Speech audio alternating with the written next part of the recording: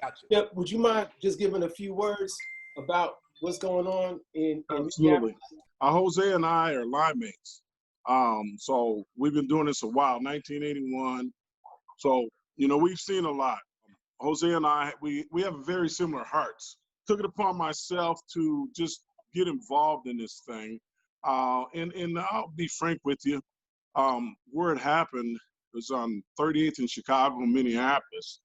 And I grew up playing ball on 39th in Chicago, one block away, just through years and years of childhood football and baseball. And I was talking to one of my ships, Mike Easley, before this, and we're just talking about just sometimes you can go by these places where you came up in, and sometimes you want to drive by them just to get the warm feelings, just the nostalgia of just being back there. So when this happened, it just struck a nerve, and I was like, you know what?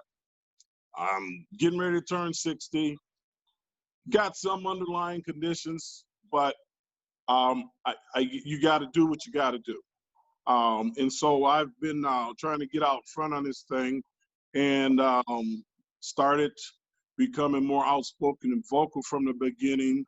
Social media and all that, yeah, I understand, whatever, maybe some minor effect, but also anywhere, everywhere. Yesterday, I was with Jesse Jackson the whole day. So we took him from meeting to meeting to meeting to meeting. Any other thing that needs to be done. I was at some of the churches today, serving food, picking up medicine for people, whatever needs to be done. I told them if they don't call me, it's on them. And so they're calling and I'm going. And so Jesse may or may not be back in town tomorrow. We'll find out, because the last time I talked to them, it was before the arrest was actually made. So he was scheduled to come back tomorrow, but since the arrest has been made, I'm waiting to hear. Maybe he might not. And I mean, he's almost 80 years old, and he's really got some underlying conditions. So it's probably best if he doesn't come. So, for his own personal sake, maybe he won't, but we'll see. If he does come, we'll do the work. And so yesterday, we had meetings all day, and I was right there in the meetings with Jesse, the meetings with the mayor, the meetings with the governor, the meetings with the attorney general, the meetings with the faith leader. And another thing that I managed to somewhat,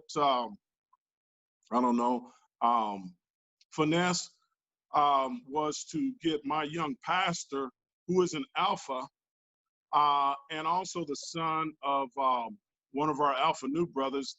The brother at Alpha Nu is Ken Martin. His son's name is Seth Martin. Young, dynamic, anointed preacher. I wanted to get him in there so that he could feel that aura.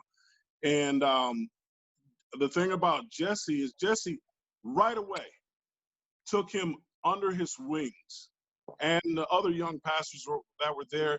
And with all the things going on and how busy his schedule was, made it a point to carve out some time to start grooming the young pastors, because one of the underlying themes right now that just really feels, and some of the other leaders here in Minneapolis feel, is that one of the reasons why things are really just exploding, I mean, other than the tinderbox that it's on, is the fact that the young guys, we haven't taken the time to groom them.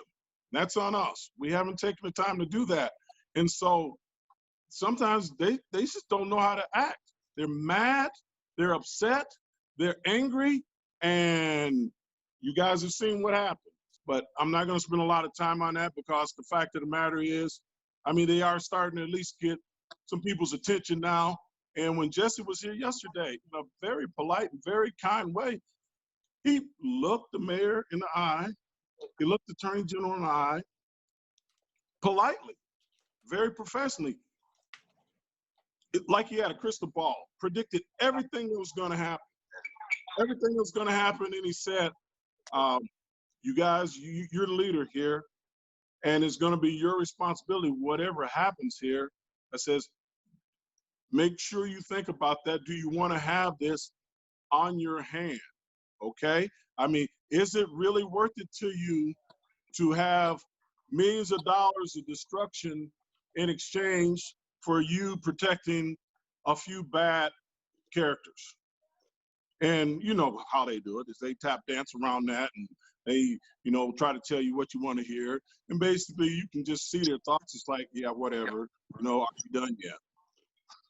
So the long and the short of it is, we're working, alphas are working. It may not look like it, but we are. Just Jackson knows we are. And I will personally, one by one, bring in other brothers, because there's a lot of other work to be done.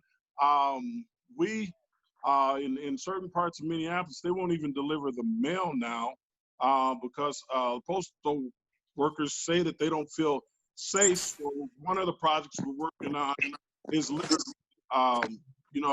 just establishing just small security forces, no weapons or anything like that. And they said they'd be fine with that if they just have a few of us just escort them, and then they can deliver the medicine and the checks and things like that to our elderly. Any questions, gentlemen? Yes, I have a question. Okay. My name is Tyrone Ash. I haven't met you before, but I appreciate what you're doing there. What I want to know is two questions. How can we help from being so far away from the situation? And also, I would like to know what's being done about that white cop that threw the first cocktail. When you say through the first cocktail, you talking about at the 3rd precinct? Yeah, yes, at the 3rd precinct. Okay. I don't know how much time we have, guys. There's a whole lot going on here. And I will flat out say, I don't have all the facts about who threw what, where they're from, all that. I'm not going to pretend like I do. This I do know. And I've been talking to Jonathan Jackson daily about this. And he made this point, as he said, young black guys, even if they're gangsters or wannabe thugs or whatever, do not have access to military grade, devices like that. They don't have access to it. So what's happening is that there's a network of well-organized and highly resourceful anarchists, white anarchists, and pretty much they kind of make a profession of showing up wherever there's unrest. And they get there, they blend in, and they're just destroying shit. That's what they do. They're not on our side. They're not on the other side. They're not on anybody's side. They just want to see shit destroyed. And so that mixed in. As a matter of fact, that's the majority of what's going on in destruction. I hope that's a satisfactory answer for you, bro. That number one, I'm talking with some young brothers in Delta Chi and some brothers that were made in Delta Chi, and trying to come up with, number one, some questions for all of us as black men, and some solutions going forward, because we can't take each situation individually.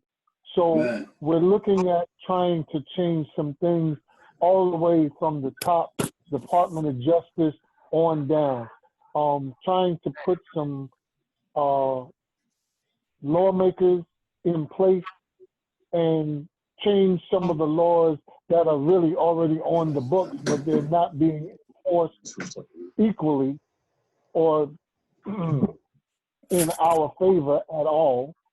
So you can look forward to that coming to the forefront in the future.